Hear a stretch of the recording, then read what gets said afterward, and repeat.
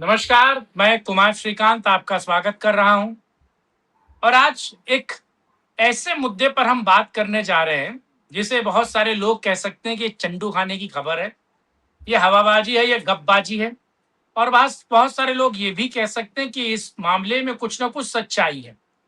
जिस तरीके से संसद के इस पूरे सत्र में राहुल गांधी के आसपास अखिलेश यादव दिखे और अखिलेश यादव के आसपास अगर राहुल गांधी नहीं दिख रहे थे, तो प्रियंका जरूर दिख रही थी।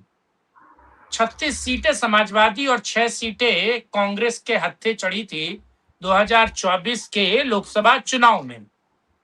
एक इंग्लिश का बहुत बड़ा न्यूज़पेपर, इसका नाम है द हिंदू, लेकिन केवल उसका नाम ही द हिंदू है, उसमें हिंदू वाली कोई बात नहीं है। वो प्योर लेफ्टिस्ट न्यूज़पेपर है। उसका एक आर्टिकल है, उसकी एक खबर है, जरा उसको समझा जाए। क्या समाजवादी पार्टी और कांग्रेस, यानी समाजवादी पार्टी का कांग्रेस में विलय हो सकता है? दो युवाओं की जोड़ी जो 2017 में धूल चाट, एक तरीके से चाट गई, उसके बाद पिछले चुनाव में भी उसके बुरे लाले पड़े। 14 हो या 19 हो, और महज 24 में उस दो युवाओं को फायदा मिला। तो क्या समाजवादी पार्टी अपना विलय कांग्रेस में कराने को इच्छुक है? क्या कुछ राजनीतिक समीकरण बता रहे हैं और क्या उत्तर प्रदेश में इसका इम्पैक्ट और इफेक्ट पड़ेगा? जरा इसे समझने की कोशिश करते हैं। बाबा रामदास फिर से जुड़े हैं। बाबा जी, आपका बहुत बहुत स्वागत है। नमस्कार, प्रणाम, जय हिंद। जय श्री राम। क्या ये विलय हो सकता है? श्रीकांत जी, गठबंधन तो हो गया जी। श्रीकांत जी, आपको याद होगा हमारे टिप्पू भैया के जो पिताजी थे, वो एक बात कहा करते थे। वो कहते थे हमारा लड़का चूतिया है, चूहिया है। हमारा लड़का, वो ये कहते थे कि जिस पार्टी की औकात दो सीट जीतने के लिए, विधानसभा, लोकसभा नहीं, 2 विधानसभा सीट जीतने की नहीं है, उसको हमारा लड़का 100 सीट देता। और वो एक बात और कहते थे कि गठबंधन में कांग्रेस को 100 सीट देने का मतलब है वो 100 सीट आपने कांग्रेस को नहीं दी, वो 100 सीट थाली में परोस के आपने बीजेपी को दे दी। ये बात मुलायम सिंह कहा करते थे, मैं नहीं कह रहा। और अब आप ये देख लीजिए कि वो एक कहानी है, शायद पंचतंत्र में या कहां आती है, पंचतंत्र में आती है शायद, या हितोपदेश में आती है, कि 3 4 5 ब्राह्मण थे, वो गुरुकुल से पढ़ के आ रहे थे, ब्रह्मचारी। तो रास्ते में एक जगह उन्हें कुछ हड्डियां पड़ी हुई दिखाई दी। तो उनमें से एक बोला, अरे ये तो मैं पहचान सकता हूं, ये तो किसी शेर का कंकाल है। तो उन्होंने कहा कि इसको तो मैं जोड़ सकता हूं। तो वो सब वहां बैठ गए, लगे अपना कारनामा दिखाने। तो एक ने जो हड्डियां जोड़ दी, तो उसने बोला इसमें तो मैं रक्त मज्जा मांस और खाल भी पैदा कर सकता हूं। तो उसने उसमें रक्त मज्जा मांस खाल पैदा कर दी। तो तीसरा बोला इसमें मैं तो इसमें प्राण फूंक सकता। तो चौथा बोला, है भाई लोगन तनी रुक जा, अब वही अपन अपन विद्या दिखाओ, तो पहले हमके तनी 2 मिनट देता लोगन। तो बोला काहे? बोला मुझे भी एक विद्या आती है। तो बोला क्या? बोला मैं बहुत तेज कूद के पेड़ पे चढ़ सकता। तो तुम बोला तुम भी अपनी विद्या, बोला इससे पहले कि आप अपनी विद्या का प्रदर्शन करें, कृपया मुझे भी अपनी विद्या का प्रदर्शन करने का अवसर प्रदान किया जाए। तो जो चौथा बाभन था वो कूद के पेड़ पे चढ़ गया। तो बोला हे मित्र, अब अपनी विद्या का प्रदर्शन करो। तो उन्होंने जो है वो शेर की जो रक्त मज्जा मांस का पिंड था, उसमें प्राण फूंक दिए। तो आगे क्या हुआ होगा आपको अंदाजा ही है।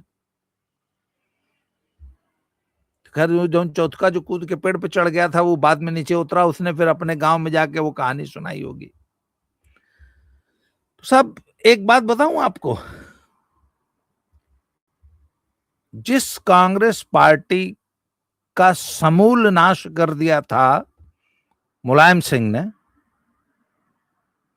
और उधर बिहार में लालू यादव ने, उसको ये दोनों मूर्ख लड़के, एक तरफ लालू का मूर्ख लड़का, एक तरफ मुलायम का मूर्ख लड़का, संजीवनी दे के पुनर्जीवित कर रहे हैं। और आप जानते हैं इस बार के चुनाव में राहुल गांधी ने सबसे पहला काम क्या किया कि सबसे पहले तो तेजस्वी यादव की राजनीति हमेशा के लिए निपटा दिया उसने। तेजस्वी यादव कहीं को छोड़ा, और आज की तारीख में अखिलेश यादव को निपटाने का काम करेंगे अगले चुनाव में राहुल गांधी।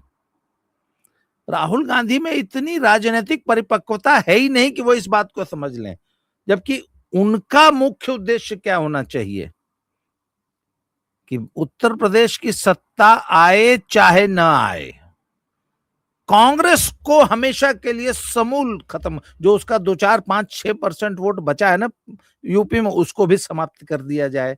राहुल गांधी इस बात को समझ रहे हैं कि अगर इस देश में पुनर्जीवित होना है तो यूपी और बिहार में कैसे भी वापस जिंदा होना पड़ेगा। उसके लिए लालू मुलायम की राजनीति को समूल नाश करना जरूरी है। राहुल गांधी की समझ में आ चुका है, वो उस रास्ते पे चल रहे हैं।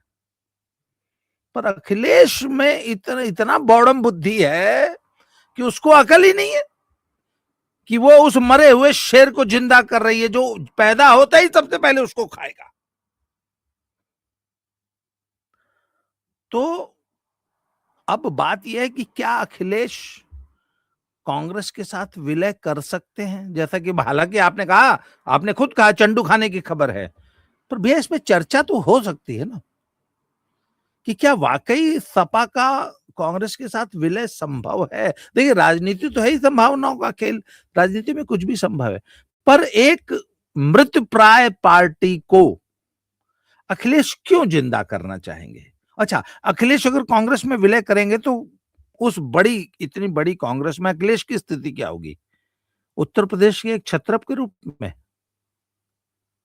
क्या अखिलेश का समर्थक जो यादव वर्ग है, नहीं, उनका जो यादव उत्तर प्रदेश का सर्वे सर्वा बना के छोड़ दिया जा सकता है ना कि अब यूपी आप देखो और कोई राष्ट्रीय उपाध्यक्ष टाइप कोई पोस्ट दे दे और उनकी बीवी को उत्तर प्रदेश अध्यक्ष बना दे अनंत काल तक, चिरकाल तक।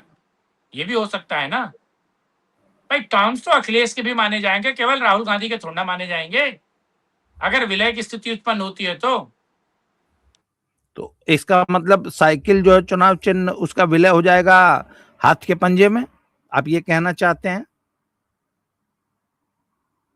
तो यादव जी लोग इसको स्वीकार कर लेंगे, या फिर साइकिल का हैंडल पकड़े हुए हाथ का पंजा दिख सकता है, ये भी हो सकता है। साइकिल का हैंडल पकड़े हुए हाथ का पंजा, तो हाथ का पंजा तो दिखाई नहीं देगा, तो मुट्ठी बन जाएगी, ऐसा हो जाएगा। वो तो बड़ा अश्लील किस्म का जो है चुनाव चिन्ह बन जाएगा।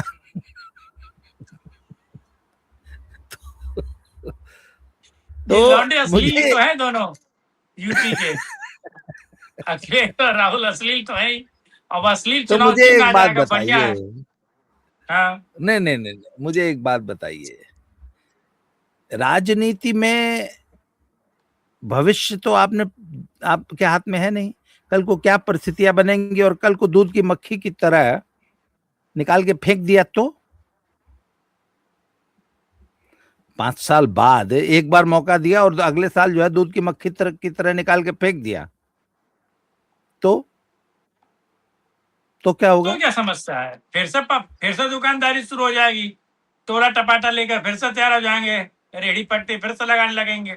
पर अखिलेश को इसकी जरूरत क्या है, अखिलेश को इसकी, या तो अखिलेश बिल्कुल हार मान ले कि वह आज की वर्तमान भाजपा को उत्तर प्रदेश में वर्तमान स्वरूप में नहीं हरा सकते, या तो वो इस हताशा से ही इस विलय जैसी सोच का जन्म होगा। जब अखिलेश इतना हताश हो जाए, वो ये मान लें, हालांकि मैं मानता हूं कि वो मान चुके हैं। अब तक उन्होंने जितनी बार भी चुनाव गठबंधन किए हैं, चाहे वो मायावती के साथ हो चाहे वो कांग्रेस के साथ हो, वो बहुत ही हताशा में, बड़ी कमजोरी में आगे किए गए गठबंधन है। तो इस हताशा में ही ये गठबंधन हो सकता है। तो देखिए, अखिलेश एक बात को तो मैं समझ रहे हैं कि भाजपा ने जो चुनावी गणित है ना, जो उसमें जातीय जो समीकरण है, उसमें सपा को मात दे दी है। आप बता दीजिए कि आज एक भी बड़ा ओबीसी चंक, गैर यादव ओबीसी चंक, आप बता दीजिए कि जो कि आज पूरी तरह सपा के पक्ष में।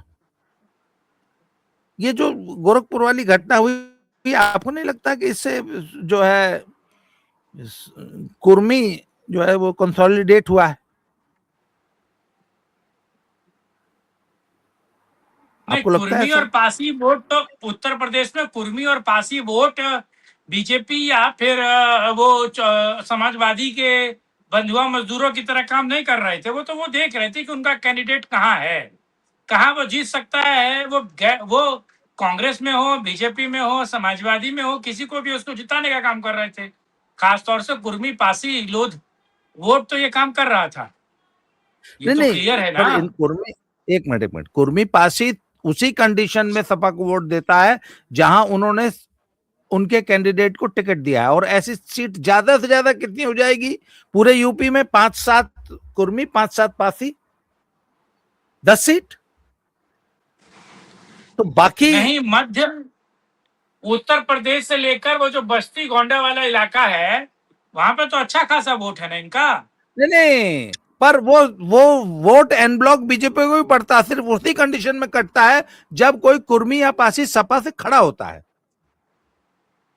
अच्छा, तो मुझे बताइए, पिछले ये जो 36 जीते हैं, इसमें 5 यादवों को छोड़ दिया जाए, अखिलेश परिवार को, तो बाकी तो सारे ओबीसी के हैं ज्यादातर। नहीं नहीं, पर उसमें कुर्मी और नहीं, इसमें पासी 2-3 कितने को हैं? छोड़ दिया जाए, अपर कास्ट भी है उसमें। कुर्मी और पासी अब कितने प्रिया सरोज। कितने हैं? ज्यादा से ज्यादा 5-6 होंगे। हाँ, तो मात्र उन 5-6 से, या विधानसभा में अगर उसको ट्रांसपोलेट करें अगर आप, तो क्या होगा? शायद मुझे लगता है 10 कुर्मी और 10 पासी हो जाएंगे, 20। प्रिया सरोज की क्या है जाति? पासवान है, नहीं वो है तूफानी सरोज है उनकी, उसके फादर उनके थे ना, पिताजी का सांसद नाम। भी थे। हाँ, वो हाँ पासी ही है, शायद पासी हैं। हाँ। तो मैंने कहा ना, पर पासी हैं, पर सिर्फ वहीं पासियों का वोट ले पाते हैं जहां उनका पासी कैंडिडेट खड़ा होता है। बाकी किसी सीट पे यदि पासी कैंडिडेट नहीं है तो वो पासी वोट बीजेपी को जाता है। इसी तरह कुशवाहा भी, जब सपा कुशवाहा कैंडिडेट दे देती है तो कुशवाहा वोट जो है सपा में चला जाता है, अन्यथा कुशवाहा वोट पूरा बीजेपी में आता है। अच्छा, इसमें एक और चीज है, चलिए, क्या वाकई ये सारी कवायद या सुगबुगाहट इस बात को लेकर भी है कि एक मैसेज चाहते हैं अखिलेश यादव और राहुल गांधी अपने गोल टोपी वोट बैंक के अंदर देने की, कि छटपटाओ मत, ओवैसी के साथ जाने की सोचो मत, चंद्रशेखर रावण के साथ जाने की सोचो मत, या मायावती के साथ जाने की सोचो मत। हम दोनों एकजुट हैं, एक साथ हैं, और अगर विषम परिस्थिति और विकट परिस्थिति होगा तो हम लोग एक दूसरे के साथ खड़े भी हो सकते हैं, साथ आ भी सकते हैं, और साथ में चुनाव का प्रबंधन कर भी सकते हैं। तो क्या ये मैसेजिंग के लिए भी बात नहीं पहुंचाई जा रही है, और खास तौर से गोल टोपी वोट को? क्योंकि ओवैसी बड़ा डेंट कर, ओवैसी ने अभी से अपने, जिनको वो चुनाव लड़ाएंगे, खास तौर से वो आ, बहराइच में और मेरठ में और 3-4 जगह तो अपने कैंडिडेट क्लियर कर दिए हैं। बहराइच की वो जो सीट है, जहाँ वो सैलार मसूद की दरगाह है, वो वाली सीट जो है, जी। वहां से अपना कैंडिडेट का नाम फाइनल कर दिया। मेरठ में कर दिया, 3-4 जगह और कर दिया। तो जो भय दे रहे हैं ओवैसी, जिस तरीके से ताड़ना दे रहे हैं, क्या ये एक बड़ा कारण नहीं है? और मायावती जिस तरफ से एक्टिव है ये। नहीं देखिए, अभी थोड़ी सी पिक्चर और क्लियर होगी, तब समझ में आएगा कि अगर ओवैसी का चंद्रशेखर आजाद के साथ कोई अलायंस होता है और यदि उस अलायंस को पीछे से अगर आजम खान का भी सपोर्ट मिल जाता है तो ये अखिलेश के लिए बहुत चिंताजनक बात हो जाएगी। परंतु यदि आजम खान वापस सपा में ही टिके रहते हैं जी। मैं इसमें एक चीज जोड़ देता हूं। दरअसल शिवपाल की कल की बाइट है कि अगर समाजवादी पार्टी सरकार आती है तो आजम खान गृह मंत्री बनेंगे, होम मिनिस्टर बनेंगे। और आजम खान से मिलने के लिए कल चचा शिवपाल गए भी थे। देखिए, वो हमारे यहाँ पूर्वांचल में एक कहावत कही जाती है कि थूक से मुष्टि ना जिए ले। मुष्टि मतलब जो छोटी चुहिया है, बचपन में उसको बच्चे खेल खेलते थे तो चुहिया को मार लेते थे, फिर उसको उसकी पूंछ में धागा बांध के घुमाते थे सब, और उसके बाद कहते थे कि चला अब एक जियावल जा। तो मरी हुई चुहिया को उसको उसके मुंह में थूक लगाते थे। तो वहां से कहावत पैदा हुई कि थूक से मुष्टि ना जिए ले। आजम खान के साथ इतना सब कुछ हो चुका है, और आजम खान को जिस तरीके से योजनाबद्ध तरीके से पश्चिमी उत्तर प्रदेश में अखिलेश ने खत्म किया है, और उनके सामने एक पैरेलल लीडरशिप खड़ी की है, पैरेलल लीडरशिप। और उस लीडरशिप को आजम खान की नाराजगी के बावजूद पिछला चुनाव जितवा लिया। तो और जिस तरीके से आजम खान का अस्तित्व ही समाप्त होने की कगार पे है, उनकी सिर्फ राजनीति नहीं, उनका फिजिकल जो प्रेजेंस है ना, उनका जीवित रहना रामपुर में, यही प्रश्न, इस पे ही प्रश्न चिन्ह लग गया है। तो मुझे नहीं लगता कि इस प्रकार के ये उल्टे से। और एक मिनट, शिवपाल की औकात क्या है? शिवपाल डिसाइड करेंगे कि अब समाजवादी पार्टी में गृह मंत्री कौन होगा। अच्छा एक मिनट, अगर मुसलमानों को खुश करना है तो मुख्यमंत्री क्यों नहीं घोषणा कर देते? एक बात बताइए ना। वैसी एक बड़ी मजेदार बात कह रहा है कि बेटा 8% यादव हो तुम लोग, 20% हम मुसलमान हैं, हमारे वोट से तुम मुख्यमंत्री बनते हो, पर साले तुम ही क्यों मुख्यमंत्री बनोगे? हम क्या सिर्फ दरी उठाने के लिए हैं? हम सिर्फ नारा लगाने के लिए? वोट हमारा। तो मुसलमान, अच्छा एक चीज मुझे बताइए ना, अगर राहुल गांधी ने किसी मुसलमान को मुख्यमंत्री बनाने की घोषणा कर दी और अकेले चुनाव लड़ गए तो क्या होगा? सोच के देखिए जरा। तो पूरा मुस्लिम वोट तो मिल जाएगा, लेकिन मैं हिंदू वोट नहीं देगा, क्योंकि हिंदू अपने उत्तर प्रदेश में किसी मुख्यमंत्री को, वो भी मुस्लिम बनने के लिए, तो वोट बिल्कुल नहीं देगा, भले वो कांग्रेस ही क्यों ना हो। हिंदुओं में सबसे ज्यादा, मैं वो शब्द इस्तेमाल नहीं करना चाहता, इनसे भी बड़ी कोई डैश कॉम है? आप इस देश में आज भी 60% हिंदू तो एंटी मोदी ही है ना, मोदी के खिलाफ ही वोट करता है ना। तो 20% मुसलमान और क्या 4, 5, 6%, 8% वोट, 6% वोट तो आज भी कांग्रेस के पास है। वो क्या मुसलमानों का है? नहीं, वो जो 6% वोट आज कांग्रेस लेती है वो हिंदुओं का वोट है, उतने तो हैं। और 20% मुसलमान और 3, 4% फ्लोटिंग वोट, 30% वोट अगर ले जाती है कांग्रेस तो सपा का तो सफाया हो जाएगा। मुझे लगता है कि खाता नहीं खुलेगा। तो अच्छा, कांग्रेस का जाता क्या है? अगर वो ये डिक्लेयर कर दे कि भैया हमारा तो मुस्लिम कैंडिडेट होगा मुख्यमंत्री, हमारा तो कोई मुसलमान चेहरा होगा, और ओवैसी और आज उससे रावण से समझौता कर ले। तो देखिए, है ये भी चंडू खाने की चर्चा मैं जो आप कर रहे हैं, और हिंदू अखबार में जो खबर छपी वो भी चंडू खाने की है। पर भैया राजनीति तो है ही संभावनाओं का खेल। और यदि अपने ठान लें अगर राहुल गांधी की अखिलेश यादव की राजनीति हमेशा के लिए खत्म करनी है, उनको एकदम जीरो पे ले आना है, तो ये जुआ खेलने में कौन सा बड़ा दाव है आप बताइए। ये जुआ क्यों नहीं खेल सकते राहुल गांधी? अच्छा, उनका चला क्या जाएगा यूपी में? अभी है क्या उनके पास? उनको ये घोषणा करनी कि एक मुसलमान और कायदे का मुसलमान, एक तेज तर्रार कोई नया लड़का, उसको सीएम कैंडिडेट बना के उतारते।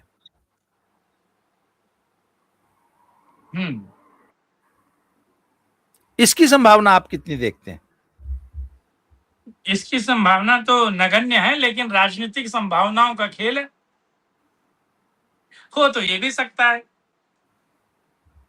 लेकिन मुझे नहीं लगता कि उत्तर प्रदेश में ऐसा होने को जा रहा है, क्योंकि अखिलेश यादव को पता है कि कब सट के चलना है और कब वो राहुल गांधी को पता है कि कब सट के चलना है और कब पीठ पर बैठ के सवारी करनी है। जब आप घोड़े की सवारी करते हैं और लंबी दूरी तय करनी होती है, तो कुछ देर आप घोड़े को साथ लेकर पैदल पैदल भी चलते हैं और फिर आप उसके ऊपर चढ़कर भी चलते हैं। तो सब संभव है, लेकिन इस पर भी बात की जा सकती है। बहरहाल बाबा जी, आप साथ जुड़े और आपने इस मुद्दे पर बात की, उसके लिए आपका बहुत बहुत धन्यवाद। फिर किसी और मुद्दे पर राष्ट्रहित में चर्चा करेंगे, और दर्शकों से अनुरोध है कि वो अपनी राय दें कमेंट्स में कि वो इस बात को किस तरीके से सोच रहे हैं, समझ रहे हैं। आज के लिए इतना ही, किसी और वीडियो में राष्ट्रहित में चर्चा करेंगे। जय हिंद, जय भारत, वंदे मातरम, नमस्कार।